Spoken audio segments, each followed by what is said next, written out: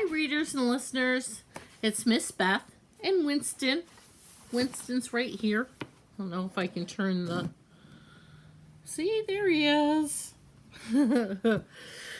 But, so we're here to read to you again today.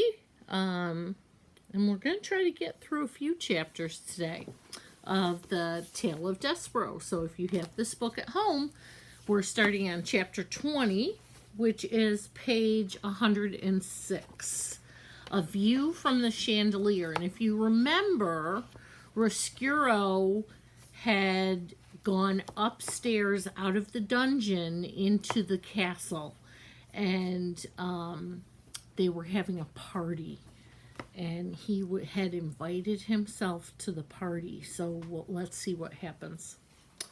There was in the banquet hall a most beautiful and ornate chandelier. The crystals that hung from it caught the light of the candles on the table and the light from the face of the laughing princess. They danced to the rhythm of the minstrel's music, swaying back and forth, twinkling and beckoning. What better place to view all of this glory, all of this beauty? There was so much laughing and singing and juggling that no one noticed as Despereaux crawled up the table leg and onto the table, and from there flung himself onto the lowest branch of the chandelier. Hanging by one paw, he swung back and forth, admiring the spectacle below him. The smells of the food, the sound of the music, the light, the light, the light. Amazing, unbelievable. Despereaux smiled and shook his head. Fortunately, a rat can hang from a chandelier for only so long before he is discovered. That would be true even in the loudest party. Reader, do you know who it was that spotted him? You're right. The sharp-eyed Princess P. A rat, she shouted. A rat is hanging from the chandelier. The party, as I have noted, was loud. The minstrels were strumming and singing. The people were laughing and eating. The man with the jingle hat was juggling and jiggling. No one in the midst of all this merriment heard the P. No one except Despereaux. Rat? He had never before been aware of what an ugly word that was. Rat. In the middle of all this beauty, it immediately became clear that it was an extremely distasteful syllable. Rat. A curse, an insult, a word totally without light.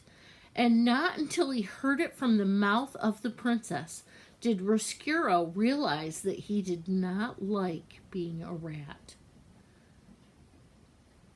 That he did not even want to be a rat.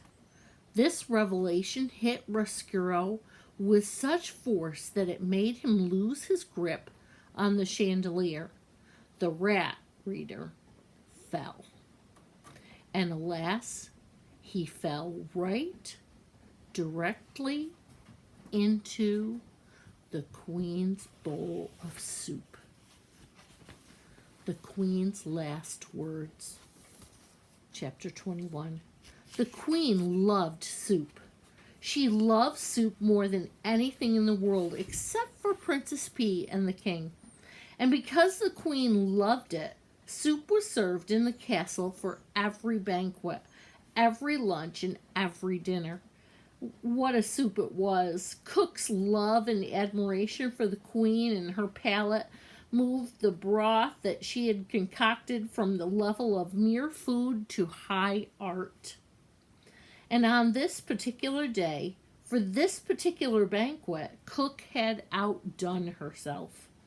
The soup was a masterwork, a delicate mingling of chicken, watercress, garlic. Despereaux, as he surfaced from the bottom of the Queen's capricious bowl, could not help taking a few appreciative sips. "Ooh, lovely," he said, distracted for the moment by the misery of his existence. delightful. See, shouted the pea.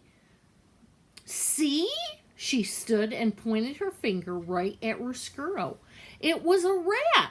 I told you that it was a rat. He was hanging from the chandelier and now he's in Mama's soup. The musicians stopped their playing of their guitars, and the juggler stopped his juggling. The noble people stopped eating, and the queen looked at Roscuro. Roscuro looked at the queen. Reader, in the spirit of honesty, I must utter a difficult and unsavory truth.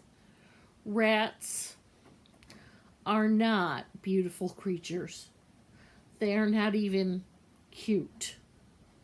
They are really rather nasty beasts, particularly if one happens to appear in your bowl of soup with pieces of watercress clinging to his whiskers. There was a long moment of silence, and then Roscuro said to the queen, I beg your pardon. And in response, the queen flung her spoon up into the air and made an incredible noise, a noise that was in no way worthy of a queen, a noise somewhere between the neigh of a horse and the squeal of a pig, a noise that sounded something like this.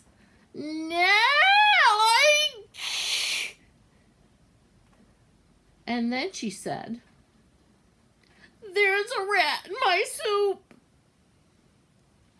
The queen was really a simple soul, and always, her whole life, had done nothing except state the overly obvious.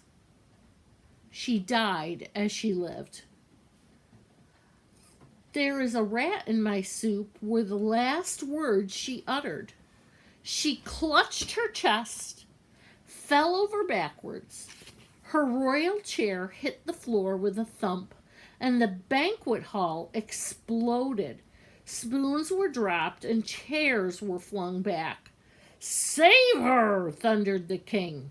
You must save her. All of the king's men ran to try to rescue the queen. Roscuro climbed up out of the bowl of soup. He felt that under the circumstances it might be best if he left. As he crawled across the tablecloth, he remembered the words of the prisoner in the dungeon. His regret that he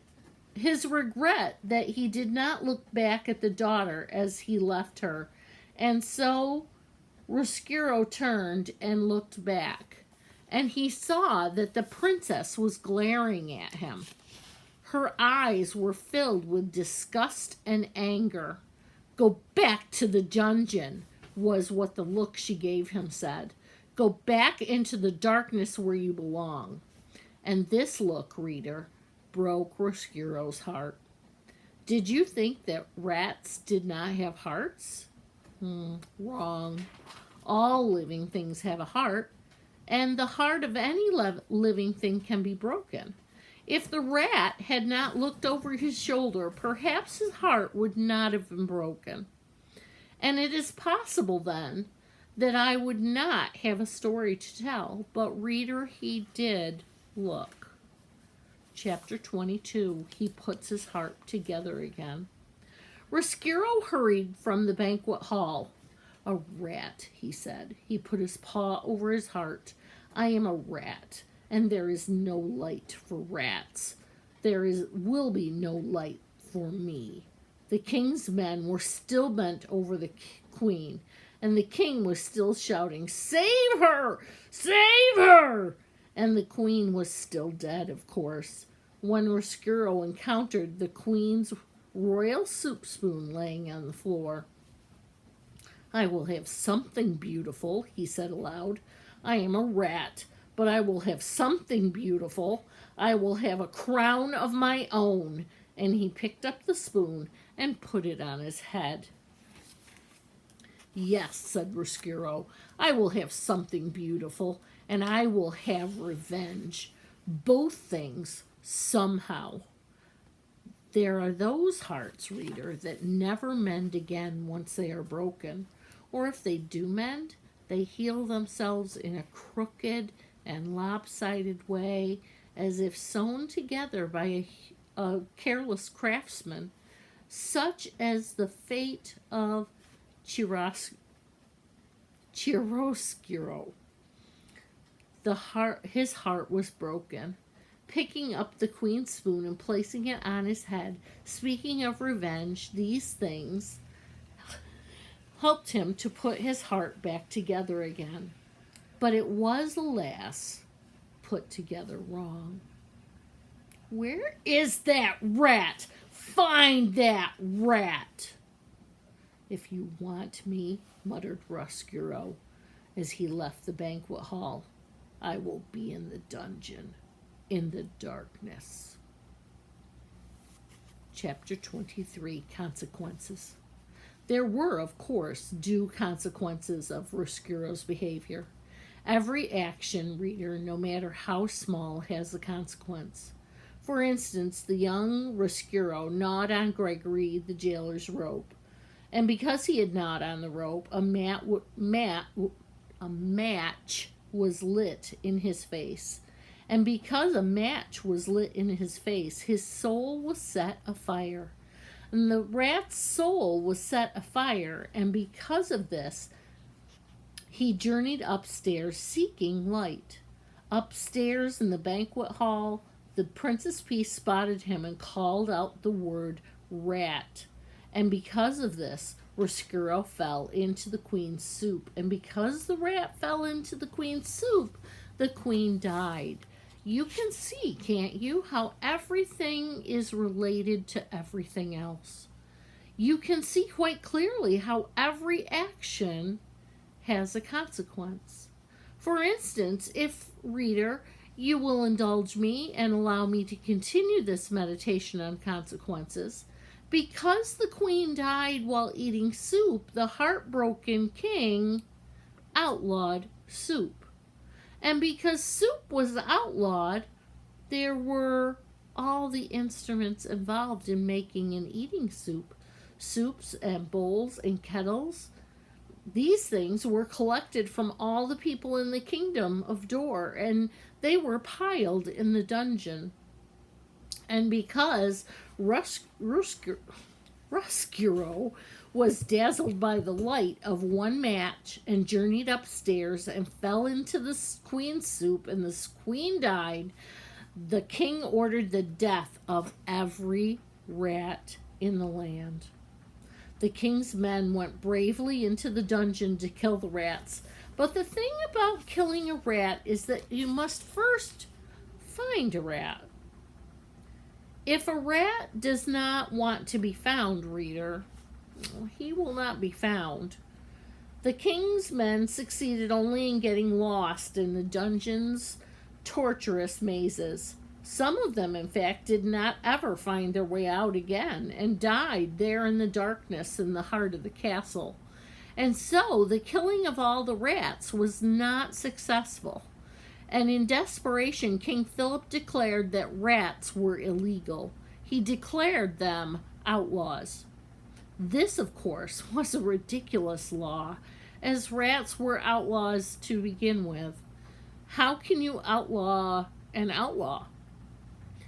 It is a waste of time and energy, but still the king officially declared that all rats in the kingdom of Dor were outlaws and should be treated as such.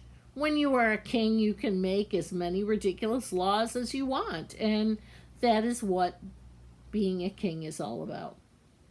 But reader, we must not forget that King Philip loved the queen, and that without her he was lost. This is the danger of loving. No matter how powerful you are, no matter how many kingdoms you rule, you cannot stop those you love from dying. Making soup illegal, outlawing rats, these things soothe the poor king's heart, and so we must forgive him. And what of the outlawed rats? What of one outlawed rat in particular? What of Chiaroscuro? In the darkness of the dungeon, he sat in the nest with the spoon atop his head. He set to work fashioning for himself a kingly cape out of a scrap of red tablecloth. And as he worked, one old one-eared Botticelli Rimorso sat next to him, swinging his locket back and forth, back and forth, back and forth, saying, "You see what comes from a rat going upstairs? I hope that you have learned your lesson. Your job in this world is to make others suffer." "Yes," muttered Rescurl. "Yes, that is exactly what I intend to do. I will make that princess suffer for how she looked at me."